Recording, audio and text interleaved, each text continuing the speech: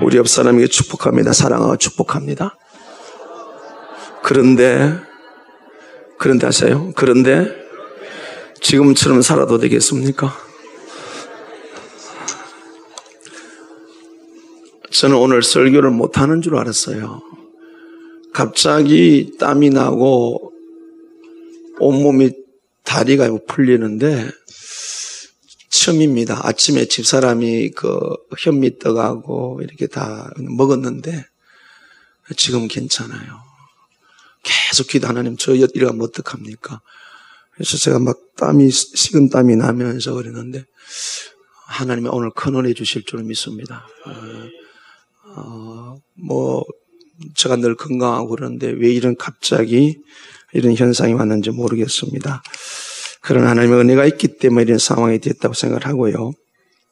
우리가 이제 4주째 맞이하는데 4주째가 되었지만은 저 자신도 그렇고 우리 성도들의 모습을 보면서 신앙이 좀 재정비가 돼야 되겠다. 군인들이 하루 일과를 마치고 들어오면 반드시 총기를 다시 수리하고 늘 내일을 위해서 재정비하잖아요. 그렇죠?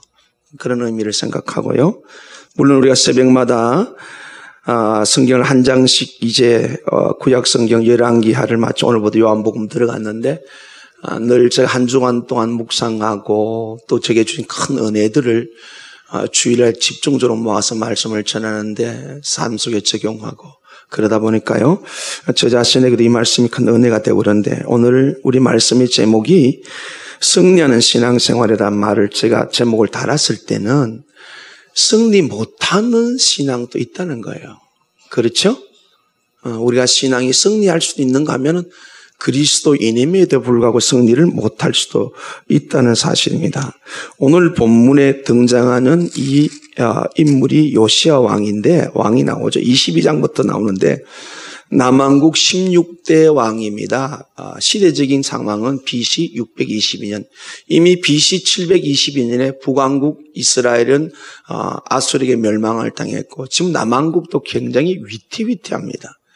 강국들이 계속 공격해오고 그런 상황 속에서 요시야가 왕이 되는데 요시야가 8살 때 왕이 돼가지고 18째 해에 어떤 일이 이제 생겨나게 됩니다. 그래서 요시야가 그 일을 통해서 백성들을 바라보면 이대로 가면 다 죽겠다. 하나님이 저주한다 그랬거든요. 성경은 정확하게 하나님은 살고 죽고 화와 복의 주관자라고 말씀을 하고 있습니다. 아멘.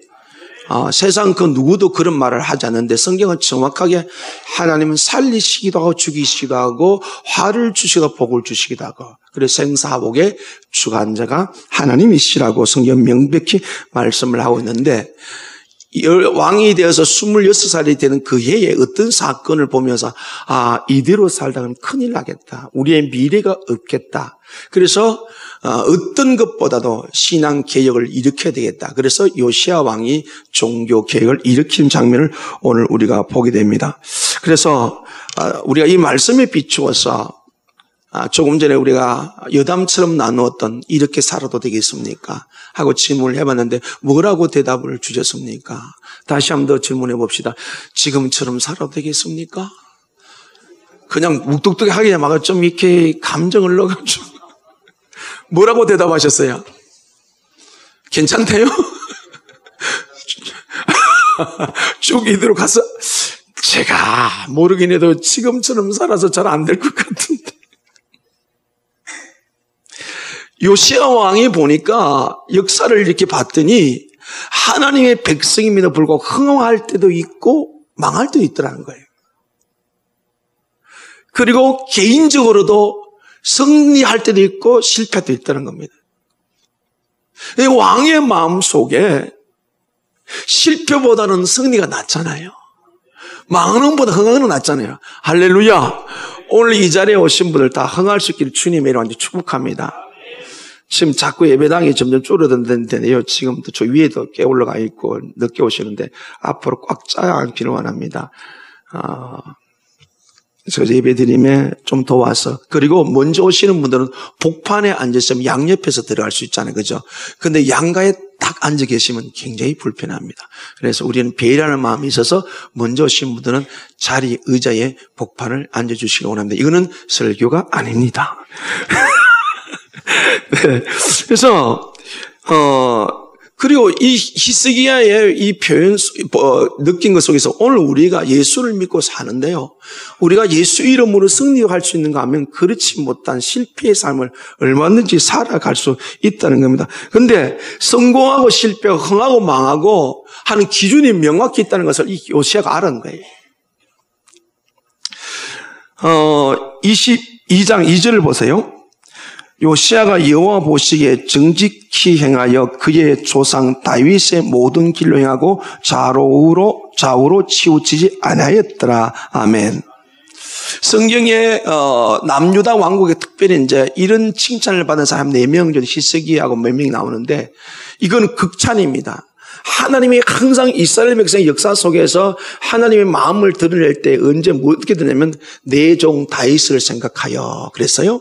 열왕기하 19장에서 보면은 아수르 군대가 사네립이 왕이 18만 5천 명을 데리고 와서 예루살렘에 딱 둘러싸가지고 꼼짝없이 당할 수밖에 없는 망할 수밖에 없는 상황 속에 히스기야가 그 선전 복음을 가지고 성전에 올라가 기도하니 하나님께서 그 기도 들어주시고 이 문제를 해결할 때 뭐라고 말하냐면 나와 내 종 다윗을 생각하여 이 성을 사해 주겠다. 그럼 다윗은 성경에 어떤 사람을 말하죠? 다윗을 만나니 이는 내 마음에 합한 자다. 이 합한 자단 말은 하나님, 이 다윗은 항상 자기 생각보다는 하나님 생각에 자기 생각을 맞췄다는 거예요. 그리고 하나님이 기뻐하는 생각을 했다는 거예요. 그래서 지금 이 요시야를 가리켜서 조상 다윗의 모든 길을 행하고 좌우로 치우치지 아니했더라. 아멘. 사랑하는 성도들은 우리의 신앙에 대해서 하나님이 이렇게 좀 인정할 수 있는 자리에 있었으면 참 좋겠습니다. 아멘. 그러니까 신앙이 보니까 신앙생활을 우리 삶을 보고 별로 그렇게 감동이 안 된다면 참 곤란하겠죠. 가장 가까이 있는 우리가 관계 속에서 감동을 줄 수 있는 신앙생활이 되고 오늘 이 요시야처럼 다윗의 모든 길을 위하여 좌우로 치우치지 아니했더라. 하나님이 할 수 있는 최고의 극찬을 이제 이 요시야에게 했습니다. 그래서 요시야 왕이 가지고 있는 신앙이 다윗이 갖고 있는 신앙과 같다. 그렇게 성경은 말하고 있습니다. 이제 어떤 일이 생겼는가 하면 요시야가 이렇게 출발을 해서 전 가만히 묵상하면 8살짜리가 왕이 됐잖아요. 그렇죠? 요즘 애들처럼 8살짜리 뭘 하겠어요? 그런데 18년이 지나서 26세가 됐을 때에 이 요시야가 어떤 일을 하는가 하면 성전 수리를 하게 합니다. 여러분 성전은 뭐 하는 곳입니까? 하나님께 예배드리는 곳. 그러면은 요시야가 왕이 돼서 성전 수리했다는 것은 예배를 회복하기를 원하는 겁니다. 성도의 삶에서 제일 중요한 것은 예배인 줄로 믿습니다. 그래서 성전을 하나님의 예배드리는 성전이 막 허물어지고 이렇게 된 거예요. 그래서 많은 사람을 시켜서 성전 수리하라 그랬더니 성전 수리하다 어떤 일이 벌어지냐면 율법책을 발견하게 된 거예요. 그래서 23장의 그 후반에 가보면은 이 요시야가 왕이 어떤 일을 하게 되면 사사기 이 가나안 땅에 들어와서 한 번도 지어지지 않은 유월절을 지키는 상황이 나와요. 그렇다면은 이렇게 봤을 때 이스라엘 백성인데 하나님 백성이면서 성경을 멀리 했다 가까이 했다? 성경을 가까이 하질 않았어요. 그래서 성경책을 발견해가지고 서기관 사반이 갖고 왔습니다. 보세요. 22장 10절을 봅니다. 또 서기관 사반이 왕에게 말하 이르되 제사장 길기야가 내게 책을 주더이다 하고 사반의 왕이 앞에서 읽으매. 우리 새가족들 옆에 계시면 좀 제가 이따 갑자기 떠오르는데, 우리 교회는 특징이 성경을 많이 읽습니다. 그러니까 옆에서 좀 잘 도와주시길 바랍니다. 알겠죠? 예, 잘 도와줘 가시는데, 자, 사반이, 책을 읽었더니 왕이 책을 읽고 반응하는 거 보죠. 11절 보세요. 같이 읽읍시다. 시작. 왕이 율법책의 말을 듣자 곧 그의 옷을 찢으니라. 아멘. 왕이 서기관 사반이 읽어주는 성경책 하나님의 법을 듣다가 옷을 찢었다고 그랬어요. 성경에 말씀을 듣다 옷을 찢었던 이 회개의 표현입니다. 그냥 어느 정도 정말 가슴 처절하도록 이게 우리가 잘못했구나. 그래서 옷을 찢었는데 오늘 우리가 이 요시야처럼 하나님의 말씀을 들을 때 즉각 반응할 수 있기를 주님의 이름으로 아주 소원합니다. 그래야 이게 계기가 변화가 나요. 요즘처럼 말씀 홍수 시대가 어디 있습니까? 어디에 가도 말씀을 들을 수 있잖아요. 문제는 뭡니까? 말씀을 하는데 소위 말하는 깨닫는다는 말이에요. 깨닫지만은 그러나 어떻게 행동 변화는 즉각 듣자마자 옷을 찢었습니다. 왜 그러냐? 14절부터 22장 14절부터 20절까지 있는데요. 제가 한 절 읽고 여러분 한 절 읽고 천천히 읽어보겠습니다.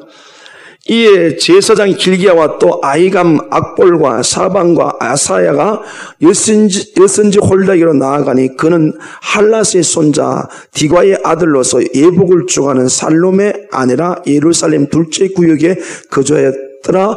그들이 그와 더불어 말하매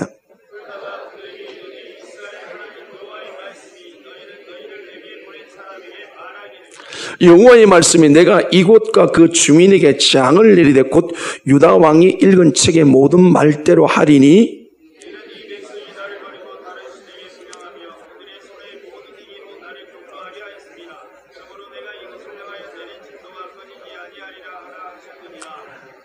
너희를 보내 여호와께 묻게 한 유다 왕에게는 너희가 이렇게 말하라. 이스라엘 하나님 여호와가 이같이 말씀하셨느니라. 너가 들은 말들에 대하여는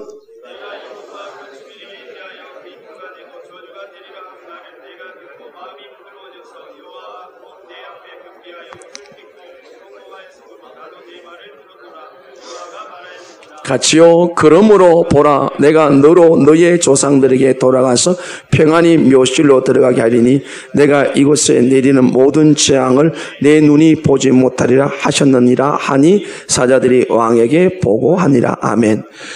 서기관 사만이 읽어준 책, 이게 언약책인데 우리가 모세 오경을 통상 말씀을 합니다. 그걸 듣다가 옷을 찢고 거기서 들 풀려가지고 여선자 홀다에게 서기관하고 제사장을 보내가지고 이게 무엇이든지 정확히 해석을 받아오라. 그랬더니 훌다 여선자가 말하기를 16절입니다. 여호와 말씀이 내가 이곳과 그 주민에게 재앙을 내되 곧 유다 왕이 읽은 책의 모든 말들 하리니 이 말씀이 말이죠. 오해는 하면 안 됩니다. 이 유다만 기록된 게 아니고 이미 오랜 전에 하나님의 백성 하나님이 선택한 이스라엘 백성의 삶의 규범이 바로 모세오경에 기록되어 있는데 그게 신명기가 쭉 기록이 되어 있습니다. 그러니까 이 말씀이 읽어질 때 BC 620년이니까 말씀 받을 때가 BC 1400년경이 되니까 시간적으로 보면 약 800년 전의 얘기입니다. 800년 전의 말씀에도 이 800년 오늘 우리에게는 얼마나 됩니까? 2800년 전 3000년이 넘을지라도 여전히 하나님의 말씀은 살아있고 곧 하나님이시기 때문에 그 말씀에 대한 우리의 태도에 따라 하나님의 반응이 주어지는데 지금 요시야가 봤을 때는 이 말씀에 비춰볼 때 우리는 망한다는 거예요. 왜 그러냐? 17절에 이는 백성이 나를 버리고 다른 신을 분향하며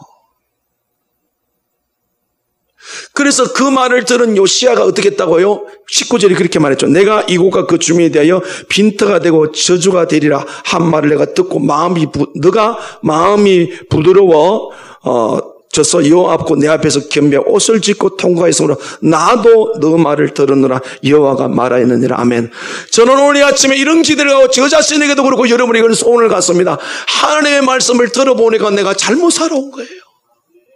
말씀에 비추어봤을 때 내가 합당하지 못한 거예요. 그래서 옷을 찢고 겸비하는 회개하는 자신을 주님 앞에 내려놓은 시간에 되어질 때 하나님이 그래 나도 네 말 들어주면 할렐루야. 하나님하고 거래가 돼야 돼요. 좀 상스러운 표현이지만은 우리 하나님의 말씀을 들을 때 하나님께 약속하기를 내가 그래 네가 내 말 들으시면 나도 너에게 이런 은혜를 베풀어 주마. 구원은 우리가 절대로 할 수 없기 때문에 일방적으로 우리를 죄와 사망에서 하나님이 구원해 주신 줄로 믿습니다. 구원받은 우리가 마귀의 자녀에서 자식에서 하나님의 자녀로 영생을 얻은 영원한 천국 시민으로 살아갈 때 이 땅에 사는 삶의 규범이 뭐라고요? 말씀이란 말이에요. 하나님 항상 기준이 뭡니까? 구원받은 하나님의 자녀인 우리가 말씀대로 사느냐 안 하느냐. 선악의 기준이 뭡니까? 그 기준이 말씀이라고요. 그런데 이 요시야가 그 말을 듣고 어떻게 했다? 19절에요. 한 말을 내가 듣고 마음이 부드러워져서 여호와 앞고 내 앞에서 겸비해 옷을 찢고 통곡하였습니다. 아까 앞에 11절도 옷을 찢었고, 물론 이게 똑같은 내용입니다. 말씀을 듣자마자 자기 잘못 살아온 것에 대해서 하나님 말씀을 비추었을 때 내가 말씀을 떠나고 즉각 반응해서 할 때 하나님께서 나도 네 말 들었다. 나도 그랬으니 네가 내 말 나도 네 말 들어주겠다 하시면서 20절에 그러므로 보라 내가 너희 조상들에게 돌아가서 평안히 묘시로 들어가니 내가 이곳을 내리는 모든 장을 내 눈이 보지 못하리라 하셨느라 하니 제사자들이 왕에게 보고하니라. 평안히 돌아간다. 사람이 이 땅에 살다가 반드시 세상을 떠나는데 평안히 돌아가는 것, 인생을 마감하는 너무너무 축복된 일이에요. 내가 이 땅을 저주할 것이다. 재앙을 내릴 것이다. 그러나 나는 네가 보지 않도록 해주겠다. 이 말을 들은 이 요시야가 그냥 가만히 있지 못하고 그게 오늘 여기서 내가 이렇게 하면 안 되겠다 하고 하나님 앞에 바로 써야 되겠다고 종교 계획을 작정하고 일어난 것이 바로 오늘 23장에 있는 거예요. 보세요. 23장.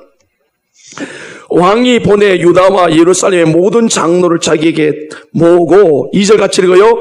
이에 왕이 여호와의 성전에 올라가매 유다 모든 사람과 예루살렘 주민과 제사장들과 선지자들과 모든 백성이 노소를 막론하고 다 왕과 함께 한지라. 왕이 여호와의 성전 안에서 발견한 언약의 책의 모든 말씀을 읽어 우리 귀에 들리고 아멘. 왕이 하나님의 말씀을 바로 깨닫고 이대로 살면 안 되겠다. 지도자의 책임이 여기 있는 거예요.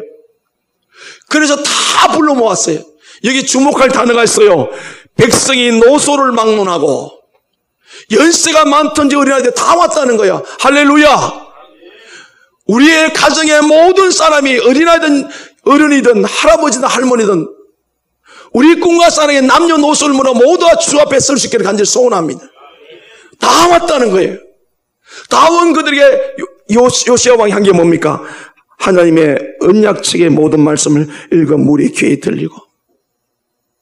저는 이 말씀을 묵상하며 이런 생각을 해봅니다. 앞에 보면 하나님 말씀대로 살지 않은 게 저주를 받는다 그랬어요. 이걸 우리가 영적으로 더 깊이 해석을 해서 우리가 적용을 해본다면, 여러분 예수 믿지 않는 사람들은 이미 하나님과 원수된 관계 속이기 때문에 심판받은 상태라고 요한복음 3장 18절에 말씀하고 있다고요.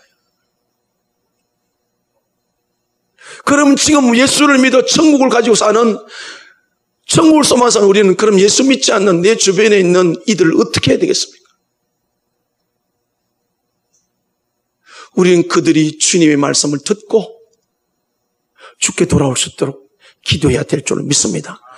바울이 로마서 10장과 9장에 보면요, 자기 민족이 구원받기를 위해서 마음에 원해서, 심지어 어떻게 9장에 표현하냐면 내가 이름이 치워지더라도, 그 표현이 어떤 표현이냐면 나는 지옥 가도 괜찮사오니 하나님 이 민족을 구원하여 주옵소서.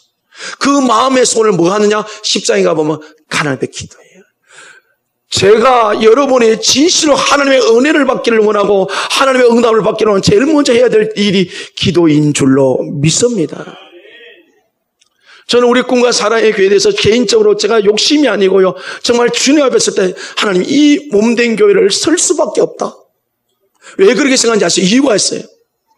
오늘 아침에 새벽 기도를 제가 마치고 이제 제가 주일 새벽에는 오래 있지는 않아요.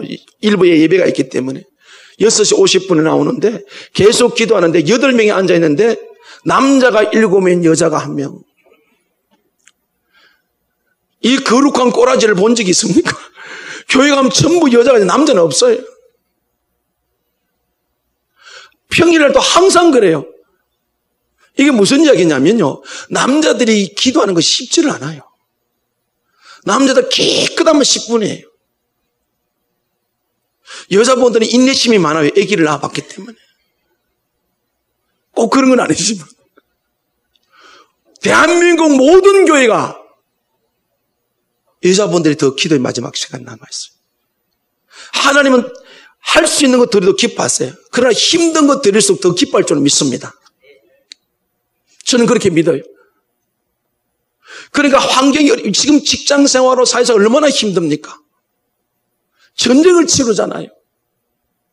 그 할 수 없는 중에 하는 것 정말 하나님이 기뻐하시고 내 쓸 것 안 쓰고 죽게 될 때 반드시 하나님이 감동하실 줄로 믿습니다. 그래서 저희 교회가 정말 놀라운 일이에요. 놀라운 일. 아침에 내가 이렇게 그렇게 나오는데 그냥 춤추고 싶더라고요. 하나님 보셨죠? 꿈과 사랑교회 남자들. 또 우리 교회 뭐가 있죠? 남자가 변화되는 교회. 아멘 안 하는 거 보세요. 진짜예요. 남자 변화되는 교회. 목사님들이 모여서 제일 고민거리가 뭐예요? 남자들은 교회 나가는 것마다 감사하다. 아니에요. 변화돼야 돼요. 제가 못하다도 이렇게 딴 길로 갔죠. 다 모아놓고 모든 사람이 다 들어야 된다는 거예요. 그래서 요시아가 모든 사람을 다 불러놓고 하나님 앞에 이제 하나님의 말씀을 듣겠습니다. 여러분 성경이나 또 기독교 역사 속에 종교개혁을 할 때는 그 두 가지 특별한 게 두 가지 있는데 하나님 중심 말씀 중심으로 돌아가는. 그래서 지금도 우리가 내년이면은 마틴 루터가 종교개혁을 이제 500년이 되는 거예요. 그래서 지금 계속 한국 교회고 전 세계 교회들이 다시 말씀으로 돌아가자, 하나님의 중심으로 돌아가자 이렇게 외치고 있습니다.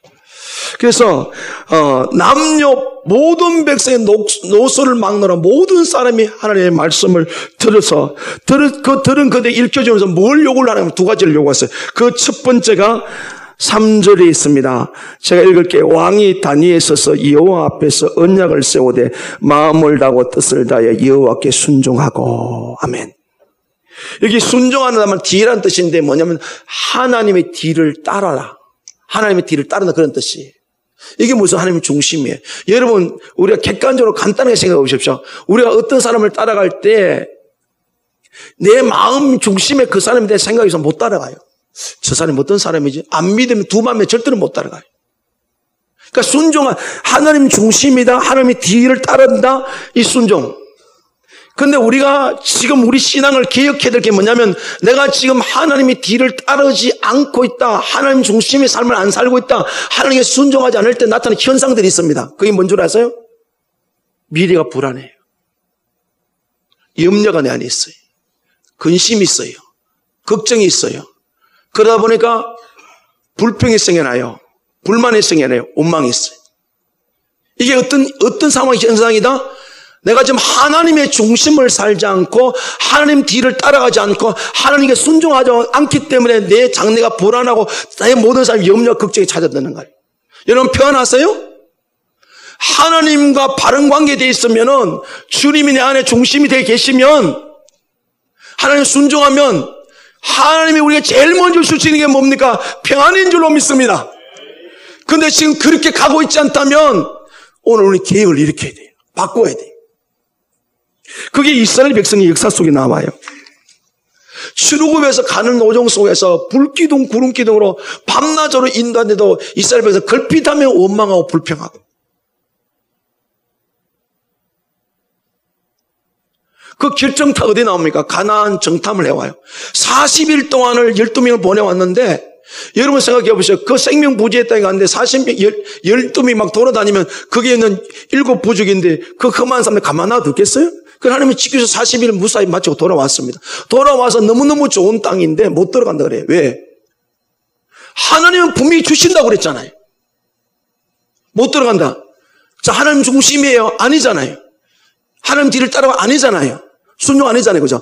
이게 무슨 뜻이냐면 오늘 우리가 개혁해야 될 게 뭐냐면 하나님보다 앞서가면 인생이 불안한 거예요.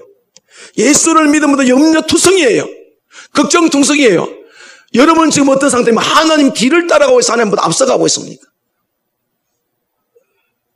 제가 임신하는 자매들에게 또는 새아기들에게 그 다음에 가정에서 늘 이야기합니다. 근데 아기를 갖자마자 책을 사다 놔리고 벽에다가 막 물 붙이고 자, 우리 자신도 그렇고 우리 자녀도 부모가 원하는 대로 큰다 안 큰다? 안 커져요. 그래서 우리 어른들이 제일 힘든 게 자식 농사를 그래요. 근데 성경은 뭐라고 그랬습니까?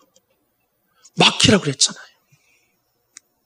우리가 이 시대를 쫓아 하나님보다 앞서지 않고 주님 이 선물 그래서 시편 127편에 뭐라고 했어요? 3절에 자식은 여호와의 기업이요 태의 열매는 상급이다. 이게 무슨 뜻인지 아세요? 하나님의 기업은 하나님 방법대로 키워야 될 줄은 믿습니다. 자, 분명히 하나님께 맡겨야 되는데 우리는 하나님 맡기보다는 내 생각으로 키우니까 이게 보통 복잡한 게 아니에요.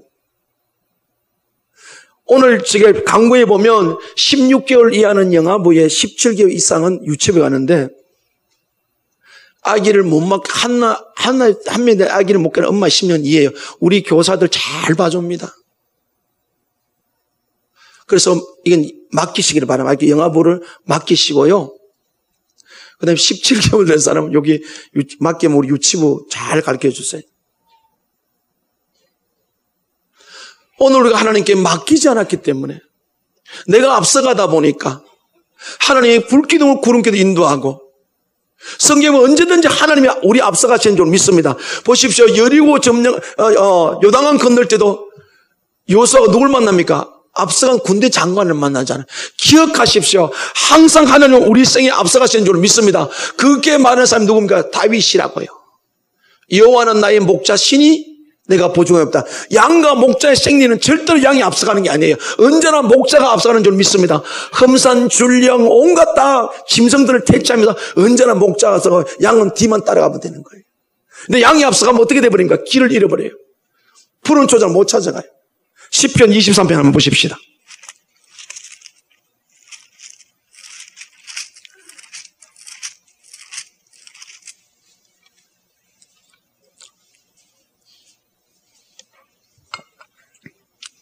같이 읽으세요. 죄송합니다. 819초. 819초. 다 찾았어요. 방송은 자기들이 알아서 자르면 되고 우리는 우리 길 가야 돼. 819조 시편 23편 천천히 읽어요. 시작. 여호와는 나의 목자시니 내게 부족함이 없으리로다. 그가 나를 푸른 풀밭에 누이시며 실만한 물가로 인도하시는도다. 내 영혼을 소생시키시고 자기 이름을 위하여 의의 길로 인도하시는도다. 내가 사망의 문침한 골짜기로 다닐지라도 해를 두려워하지 않을 것은 주께서 나와 함께 하심이라. 주의 지팡이와 막대기가 나를 안위하시나이다. 주께서 내 원수의 목전에서 내게 상을 차려주시고 기름을 내 머리에 부으셨으니 내 잔이 넘치나이다. 내 평생의 선하심과 인자심이 반드시 나를 따르니 내가 여호와의 집에 영원히 살리로다. 아멘. 여호와는 나의 목자시 내가 부족합니다. 하나님 뒤따라가면 부족함이 없는 줄로 믿습니다. 문제는 뭐라고요? 내가 자꾸 하나님보다 앞선다는 거예요. 그 뒤에 하나님은 목자고 나는 양이니까 양은 생리상 어쩔 수 없이 어떻게든 마음에 들나는 목자 따라가면 결과적으로 부족함이 없는. 근데 지금 요시아가 봤더니 이스라엘 백성들이 하나님 말씀을 제쳐놓고 하나님 뒤따르지 않고 말씀에 순종하지 않고 전부 앞에 가가지고 엉뚱한 하나님을 버리고 살니까 이게 하나님의 저주를 받았다. 망한다는 사실을 알고 다 불러 모아놓고 이제 마음을 뜻을 다해 하나님께 순종하자. 하나님 뒤를 따라가자. 할렐루야. 시편 16편 한 번 더 보겠습니다. 앞에 조금만 넘어오세요. 16편 8절.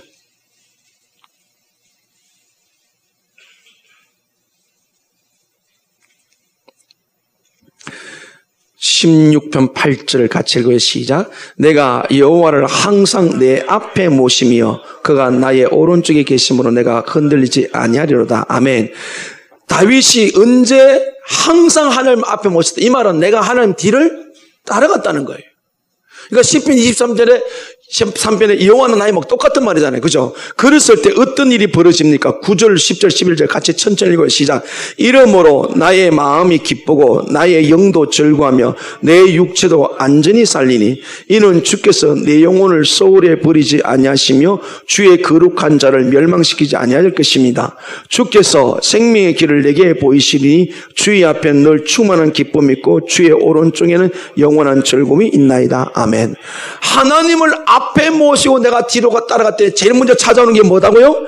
내 마음이 기쁘고. 할렐루야. 우리는 우리 인생의 주인이 되면 불안하고 염려, 걱정, 두성해. 우리가 예수 믿는 순간 내가 주인이고 예수님이 주인 됐잖아요. 뒤를 따라간다면 하나님이 중심이 된다는 건 말씀에 순종하는 건 나는 주인이 아닙니다. 예수님이 주인이에요. 그 뜻이에요. 그래 주인에게 맡겼던 내 마음이 편안하고 즐거워 기쁘다는 거잖아요. 믿습니까? 오늘 우리 바꿔야 될 게 여러분이 주인 아닙니까? 하나님보다 앞서지 않았어요? 오늘 하나님보다 앞선 것이 있다면 내 인생의 계획도 말씀을 떠나 계획하고 세상 가치관을 먼저 했다면 이것이 우리 바꿔야 돼요. 하나님의 말씀에 의해서 뜻에 의해서 인생을 바라보시고 그래서 이걸 지혜라고 말하는데 하나님의 사관으로 보는 거예요. 흘러간 역사, 앞으로 다가올 역사, 하나님의 어제와 오늘과 내일을 자하시는 전지전능하신 분인 줄로 믿습니다. 그래서 하나님의 뜻을 통해 바라보면 결코 우리는 실패하지 않고 승리하게 될 줄 믿습니다. 그러나 우리가 그리스도인으로 살아가면서 하나님 앞서 가버리면 가봐야 그 길은 망하는 길이에요. 근데 이게 중요한 게 있어요. 앞서간다 해서 우리는 성경을 이렇게 말하면 너는 내일 일을 자랑하지 말라. 오늘 네가 무슨 일을 만날지 모른다. 그게 잠언 27장 1절 말씀인데 우리는 내일 일을 모른다는 겁니다. 믿습니까? 알아요 몰라요? 우리 오늘 저녁 7시에 여기서 출발해가지고 9시 반 비행기 타고 필리핀으로 갑니다. 가서 이제 교회 세울 지금 7,000세대 가서 들었었는데 그게 교회 세울 장소를 보고 우리가 투어를 하고 그 다음에 저희가 3일 동안 집회를 할 때 그때 명령이 떨어졌는데요. 이렇게 계획하지 몰라요. 자, 우리가 이 공간에 있지만 몇십 분 후에 이 예배 맞춰 나서 우리를 알아요? 모릅니다, 우리는. 우리가 하나님 따라가야 될 줄 믿습니다. 결코 우리 하나님보다 인생을 앞설 수가 없어요. 그러니까 지금 내 모습이 영원하다고 우리는 장담을 못 한다는 거죠. 그건 아니에요. 하나님 뒤를 따라 다시 하나님 중심, 하나님 말씀에 순종해서 살아가면 하나님 우리 삶을 책임져 주실 줄로 믿습니다. 중요한 것은 지금 우리가 예배당에 와 있다고 하나님 뒤따라가는 거다. 삶 속에서 하나님 말씀에 마음과 뜻을 순종하고 있느냐? 그렇지 않으면 뒤따라가는 거 아니에요. 하나님 중심 삶이 아니에요. 이거 오늘 계획을 일으켜야 됩니다. 그 결정판이 있는데요. 자, 신명기 28장을 한번 보십시다.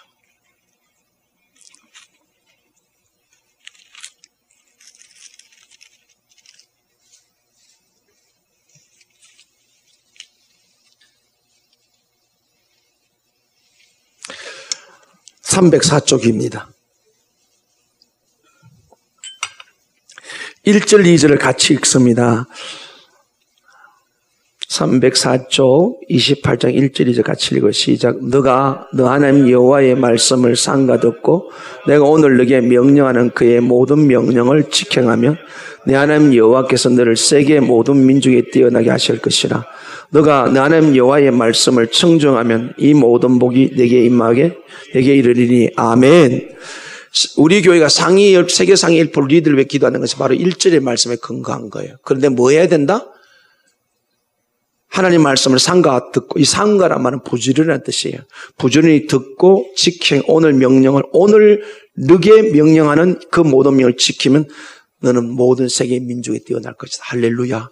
우리 꿈과 사랑의 교회에서 다음 세대들이 세계에 복음을 위한 하나님의 약속 세워진 은혜가 있기를 원합니다. 그래서 1절에서 14절까지는 하나님 축복을 말하는데 5절부터 68절까지는 저주를 말하는데 이 기준이 뭡니까? 하나님의 말씀에 순종하면, 하나님의 말씀 뒤따라가면, 하나님 중심으로 살면은 1절에 14절까지 복이 쫙 되어 있고 그 다음에 말씀을 듣지 않으면 15절 보세요. 너가 만일 너 하나님 여호와의 말씀을 순종하지 아니하여 내가 오늘 네게 명령하는 그의 모든 명령과 규례를 지켜 행하지 아니하면 이 모든 저주가 너에게 임하며 너에게 이를 것이니. 오늘 본문의 요시야가 뭐라고 그랬습니까? 마음을 뜻을 다하여 여호와께 순종하고 그래. 이 순종이 뭐라고요? 여호와를 뒤따른다. 이게 다른 말이 하나님 중심이다. 만약에 하나님 뒤따라가지고 네가 앞서가 버리면 너는 저주받는다. 우리는 결코 우리 인생을 이끌어갈 만한 그런 능력이 없어요. 잘 나가더라도 착각하지는 마십시오. 우리는 결코 주인이 아닙니다. 다시 하나님을 우리 앞에 모십시다. 인생은 결코 장담할 수가 없어요. 세계적인 불행했던 파울로 구치의 수명이 89년밖에 안 됐어요. 미국의 500대 기업의 평균 수명이 25년밖에 안 돼요.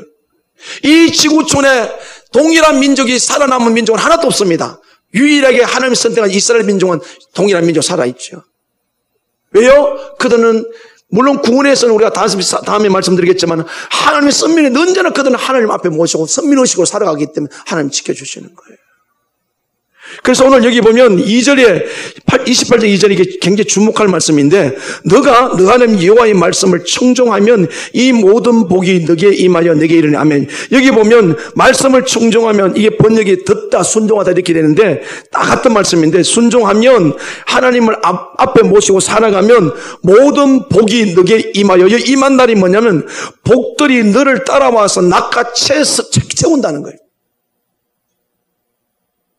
우리나라 사람들이 그 속담 이런 것 중에 참 이렇게 성경과 비추면 재미있는 거 많아요. 우리말에 이런 말이 있죠.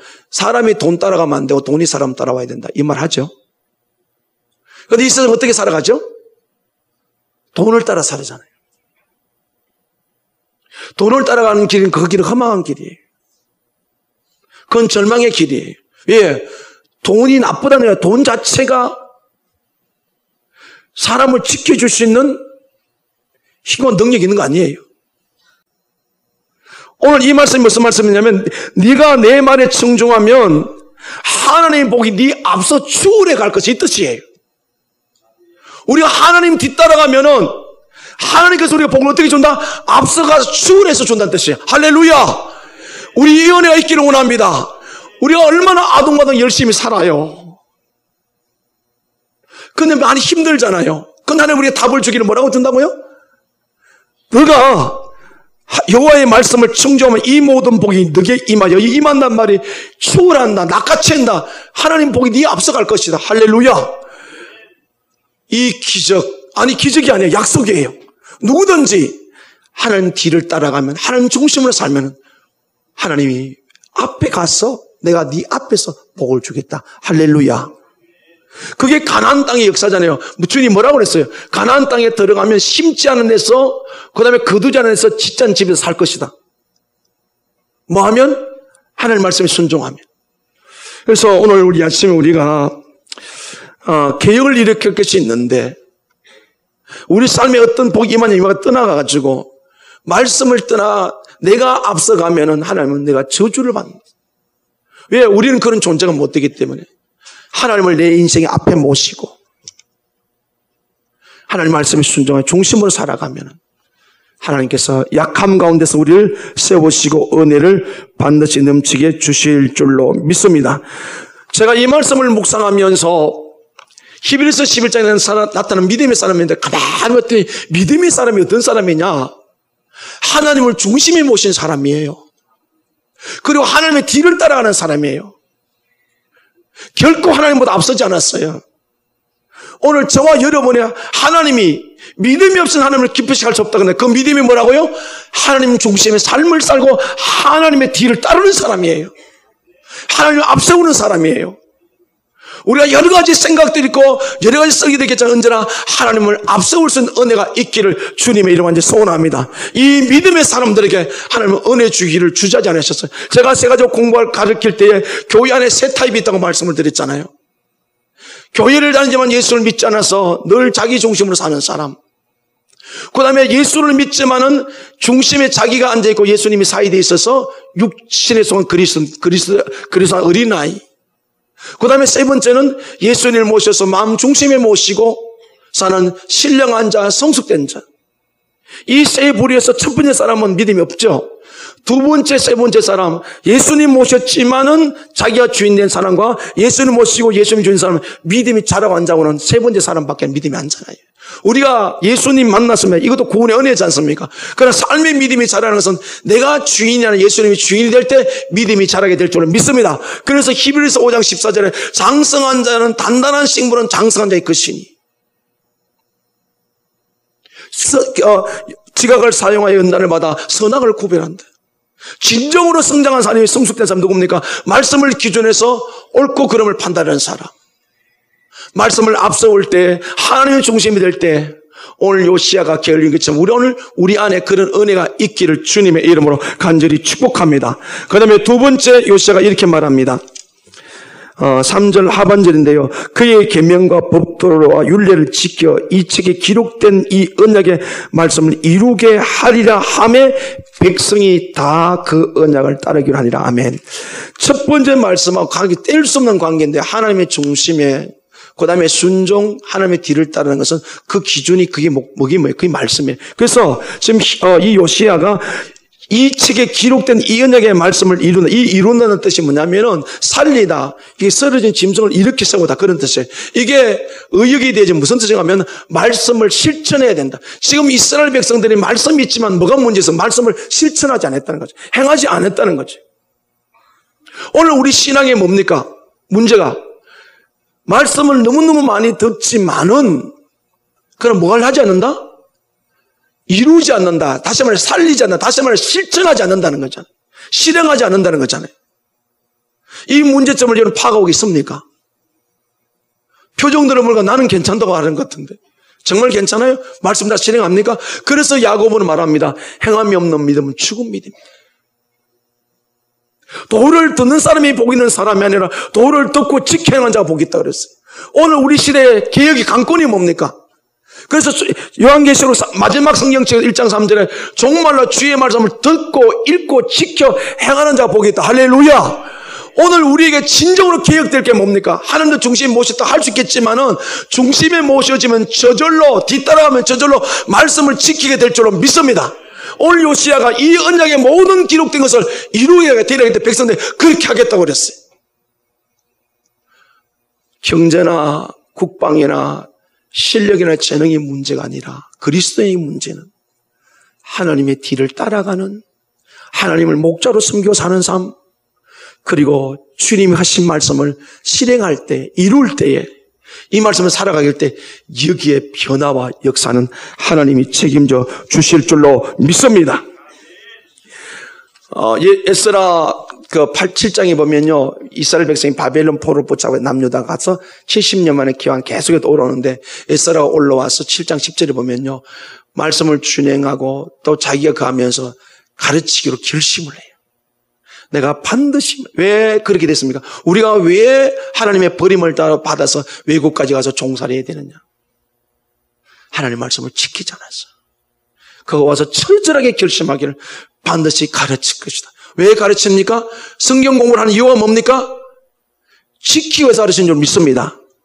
제가 원래는 빼고 온통 성경 공부에 묻혀서 합니다. 저는 너무 좋아요, 제 자신에게. 그러나 성도들에게 바쁜 사람, 힘든 사람, 지친 사람들을 밤 9시부터 밤 10시까지 수요일날도 주일날도 끊임없이 하는 이유는 가르쳐야 일단 말씀을 배워야 지킬 수 있는 확률이 있는 줄로 믿습니다. 가르쳐야 돼요. 우리 청년들 왜 토요일날 성경 공부 안 하고 자꾸 뺀집해져요? 내가 오늘 가서 오후에만 이야기할 건데 할 수만 있으면 말씀을 배워야 될 줄 믿습니다. 아멘? 가르쳐야 돼요. 우리가 지금 어떻게 살고 있어요? 하나님 백성 맞습니까? 자녀 맞습니까? 내가 이 언약을 이루게 되려 하리라. 그때 백성이 다 따르겠다고 그랬어요. 왜? 문제가 문제라기 때문에 반드시 말씀을 우리는 배우고 그 말씀을 실행해야 될 줄은 믿습니다. 결론입니다. 마태복음 28장 19절 20절에 보면 이렇게 말씀합니다. 너는 가서 모든 족속으로 제자를 삼아 하나님과 아버지와 아들과 성령의 이름으로 침례를 주고 내가 너에게 분반 보는 것을 가르쳐 지키게 해라.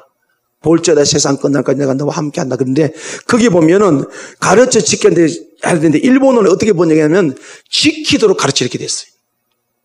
번역이 그게 훨씬 더 잘 된 거예요. 성경 공부하는 목적이 뭡니까? 행하기 위해서 배워야 될 줄을 믿습니다. 그러면 하나님께서 오늘 요시야에게 종교를 읽은 것처럼 오늘 우리 시대에 저주가 아니라 하나님 복이 임하게 될 줄을 믿습니다. 말씀을 배울 때 배운 말씀을 꼭 실행할 수 있는, 이룰 수 있는, 살리는, 무너진 짐승을 세우는 이 은혜가 있기를 주님의 간절히 축복합니다. 우리는 이미 영원한 복을 받은 사람들이에요. 이 땅의 삶도 신앙생활에 성장할 수 있기를 원합니다. 그걸 하고 안 하고 누구에게 달렸습니까? 우리 자신에게 달려있어요. 환경도 그 누구도 방해가 안 되면 우리가 마음 먹고 하려면 성령님이 도와주실 줄을 믿습니다. 내가 뒤로 밀어놓고 내가 핑계대고 내가 안 되는 것이지요. 제가 지금 주일날 오후에 성경 공부를 했는데 지금 제가 미안한 분 한 2분 계세요. 주일날 오후 예배 맞춰 지금 3개가 되다 보니 계속 교회에 회의가 있다 보니 못했는데 주일날 오후에 새벽 기도하고 1부, 2부 예배 드리고 오후 예배 드리고 그럼 마침 4시쯤 되면 또다시 제가 맨투맨 들어갑니다. 제가 죽기 살려는 이유가 뭡니까? 말씀이 배워지면 그래 살면은 하나님의 은혜가 나타나기 때문에 그런 줄을 믿습니다. 그리고 이제 제자만이 점점 만들어서 우리 가르치는 이제 장로님의 교사들이 생겨나기 시작했어요.